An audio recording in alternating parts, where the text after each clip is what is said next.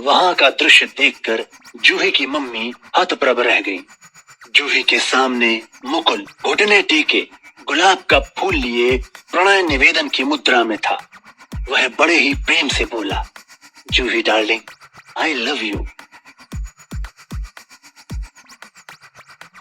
मुकुल और जूही दोनों सावित्री कॉलोनी में रहते थे। उनके घर एक दूसरे से सटे हुए थे। दोनों ही हम उम्र थे और साथ साथ खेल कूद कर बड़े हुए थे। दोनों के परिवार भी संपन्न, आधुनिक और स्वच्छंद विचारों के थे। इसलिए उनके परिवार वालों ने कभी भी उनके मिलने जुलने और खेलने कूदने पर कोई प्रतिबंध नहीं लगाया था। इस प्रकार मुकुल और जूही साथ साथ पढ़ते लिखते, खेलते कूदते अच्छे अंकों के साथ हाई स्कूल पास कर गए थे। इधर कुछ दिनों से मुकुल अजीब सी परेशानी महसूस कर रहा था। कई दिन से उसे ऐसा एहसास हो रहा था कि उसकी नजरें अनायास ही जूही के विकसित होते शरीर के उभारों की तरफ उठ जाती हैं, चाहे वह अपने आप को लाख रोके। बैडमिंटन खेलते समय तो उसके वक्षों के उभार को देखकर उसका ध्यान ही भंग हो जाता है।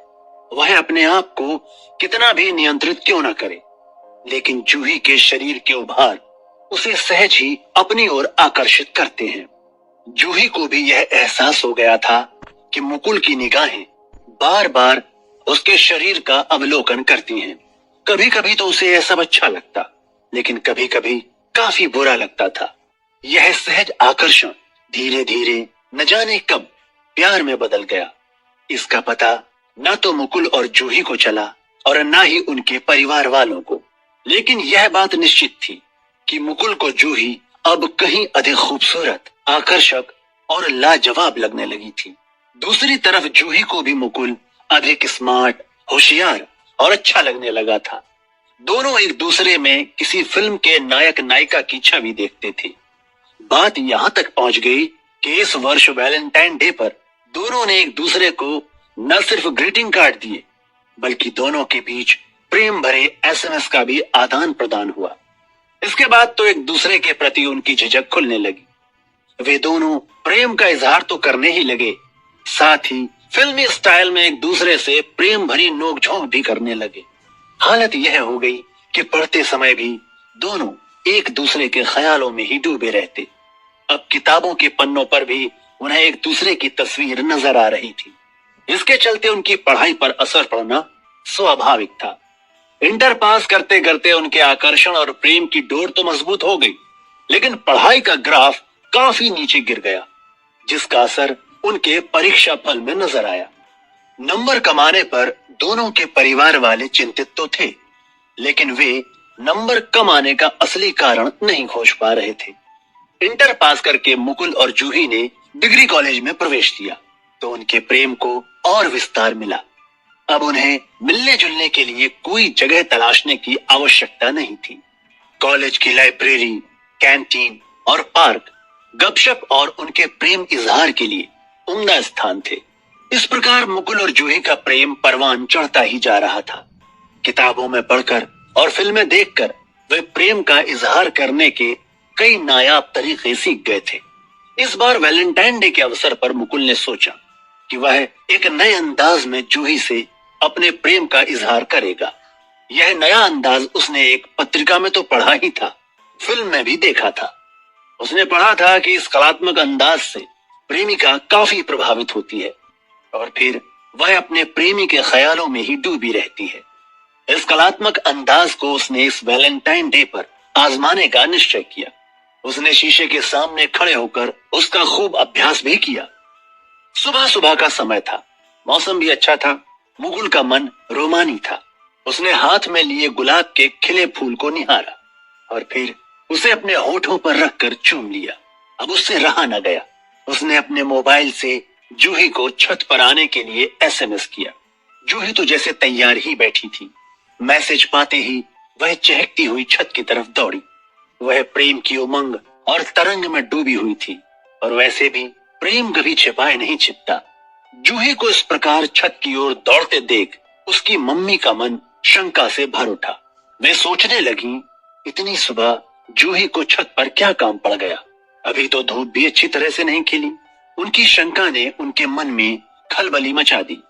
वे यह देखने के लिए कि जूही इतनी सुबह छत पर क्या करने गई है, उसके पीछे पीछे चुपके से छत पर पहुंच गई। वहां का दृश्य देखकर जूही की मम्मी हतप्रभ रह गई। जूही के सामने मुकुल घुटने टेके गुलाब का फूल लिए प्रणय निवेदन की मुद्रा में था। वह बड़े ही प्रेम से बोला, Juhi darling, I love you. जूही ने भी उसके द्वारा दिए गए गुलाब के फूल को स्वीकार करते हुए कहा, Mukul, I love you too. यह दृश्य देखकर जूही की मम्मी के पैरों तले जमीन खिसक गई, लेकिन छत पर कोई तमाशा न हो इसलिए वे चुपचाप दबे कदमों से नीचे आ गईं। अब वे बहुत परेशान थीं। थोड़ी देर बाद जूही भी उमंग तरंग में डूबी हुई प्रेम रस में सराबोर गाना गुनगुनाती हुई नीचे आ गई। इस समय वह इतनी खुश थी मानो सारा जहां उसके कदमों में आ गया हो। इस समय उसे कुछ भी नहीं सूझ रहा था। उसकी मम्मी को भी समझ नहीं आ रहा था कि वे उसके साथ कैसे पेश आए।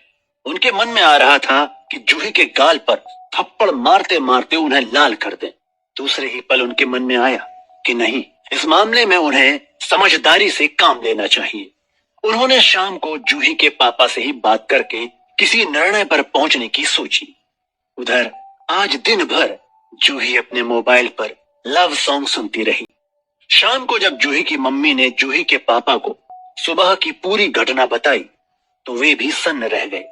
फिर भी उन्होंने धैर्य से काम लेते हुए कहा, निशा, तुम चिंता मत करो। जूही युवावस्था से गुजर रही है और यह युवावस्था का सहज आकर्षण है। क्या हमने भी ऐसा ही नहीं किया था? राजेंद्र, तुम्हें तो हर वक्त मजाक ही सूझता है। यह जरूरी तो नहीं कि जो हम करें वही हमारी संतानें भी करें। निशा, मेरे कहने का तात्पर्य यह नहीं है कि बच्चों के भविष्य को ध्यान में रखकर कोई कदम ही ना उठाया जाए। मैं आज ही मुकुल के पापा से बात करता हूँ। बच्चों को समझाने से ही कोई हल निकलेगा। जूही के पापा ने मुकुल के पापा से मिलने का समय लिया और फिर उनसे मिलने उनके घर गए। फिर दोनों ने सौहार्दपूर्ण वातावरण में मुकुल और जूही के प्रेम व्यवहार और उनके भविष्य पर चर्चा की, जिससे वे दोनों कहीं गलत रास्ते पर न चल पड़े। दोनों ने बातों ही बातों में मुकुल और जूही को सही मार्ग पर आगे बढ़ाने की योजना और नीति बना ली थी। तब एक दिन मुकुल के पापा ने सही अवसर पाकर मुकुल को अपने पास बुलाया और उससे इस प्रकार बातें शुरू की जैसे उन्हें उसके और जूही के बीच पनप रहे प्रेम संबंधों के बारे में कुछ पता ही ना हो। उन्होंने बड़े प्यार से मुकुल से पूछा, बेटा मुकुल, आजकल तुम खोए खोए से रहते हो। इस बार तुम्हारे नंबर भी तुम्हारी योग्यता और क्षमता के अनुरूप नहीं आए। आखिर क्या समस्या है बेटा? मुकुल के पास इस प्रश्न का कोई सटीक उत्तर नहीं था। कभी वह प्रश्न पत्रों के कठिन होने को दोष देता तो कभी आंसर शीट के चेक होने में हुई लापरवाही को दोष देता। बेटा मुकुल, मुझे तो ऐसा लग रहा है कि तुम अपना ध्यान पढ़ाई में सही से लगा नहीं पा रहे हो। कोई इश्क विश्क का मामला तो नहीं है? यह सुनते ही मुकुल को करंट सा लगा। उसके मुंह से तुरंत निकला, नहीं पापा, ऐसी कोई बात नहीं है। बेटा, यह उम्र ही ऐसी होती है। यदि ऐसा है भी तो कोई बुरी बात नहीं। मुझे अपना दोस्त समझकर तुम अपनी भावनाओं को मुझसे शेयर कर सकते हो। एक पिता कभी अपने बेटे को गलत सलाह नहीं देगा, विश्वास करो। लेकिन मुकुल अब भी कुछ बताने से झिझक रहा था। उसके पापा उसके चेहरे को देखकर समझ गए कि उसके मन में कुछ है जिसे वो बताने से झिझक रहा है। तब उन्होंने उससे कहा, मुकुल, कुछ भी बताने से झिझको मत। तुम्हारे सपनों को पूरा करने में सबसे बड़ा मददगार मैं ही हो सकता हूँ। बताओ बेटा, क्या बात है?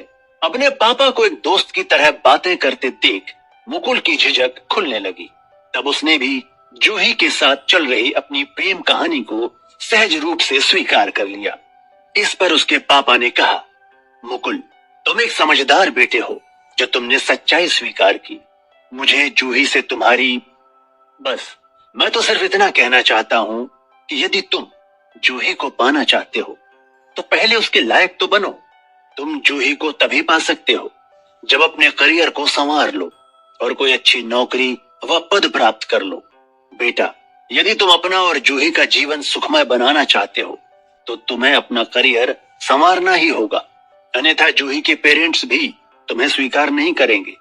इस दुनिया में असफल आदमी का साथ कोई नहीं देता। यह सुनकर मुकुल ने भावावेश में कहा, पापा, हम एक दूसरे से सच्चा प्यार करते हैं, कभी हम एक दूसरे से जुदा नहीं हो सकते। बेटा, तुम दोनों को जुदा कौन कर रहा है? मैं तो बस इतना कह रहा हूं कि यदि तुम जूही से जुदा नहीं होना चाहते तो उसके लिए कुछ बनकर दिखाओ। अन्यथा कितने ही सच्चे प्रेम की दुहाई देने वाले रिश्ते हों, अनमील होने पर टूट और बिखर जाते हैं। यदि तुम ऐसा नहीं चाहते तो जूही की जिंदगी में खुशबू महकाने के लिए तुम्हें कुछ बनकर दिखाना ही होगा। पापा, आपकी बात मुझे समझ आ गई है।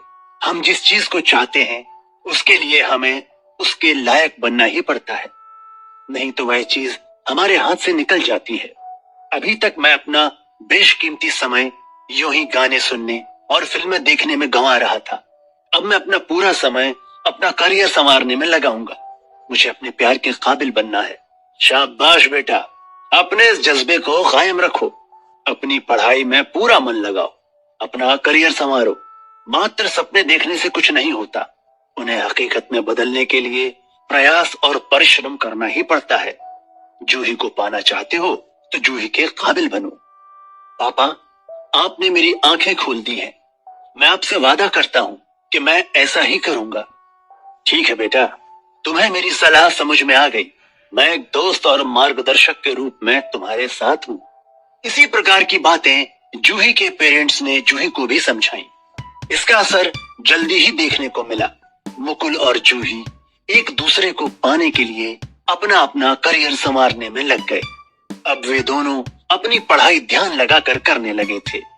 जूही और मुकुल के पेरेंट्स भी यह देखकर काफी खुश थे कि उनके बच्चे सही राह पर चल पड़े हैं और अपना अपना भविष्य उज्जवल बनाने में लगे हैं।